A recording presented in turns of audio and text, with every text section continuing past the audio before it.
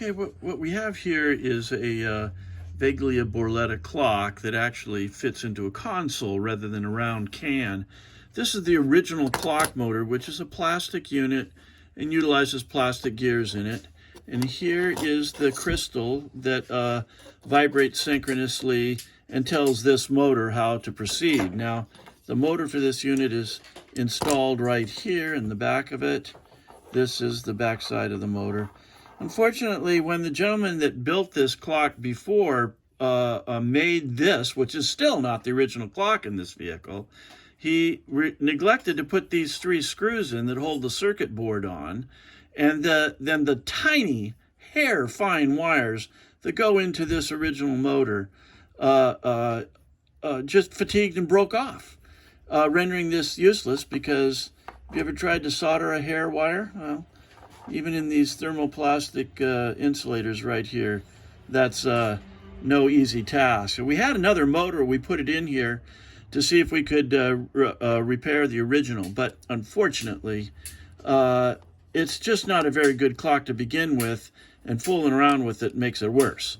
Additionally, the power supply to this was melted into the original housing assembly. To make a long story short, it was a very low quality repair on a low quality clock.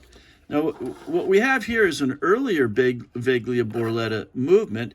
You can see the second hand is moving. This thing is operating. Now, this unfortunately is the more expensive repair, but it's our only option. What we have here is our own Arduino circuit board plugged into a 5-volt power supply, operating an original metallic Veglia mechanism.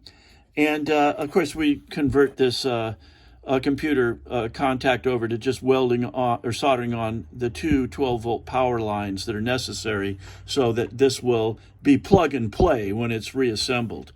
Just let you know, we spent years making this thing operate like this.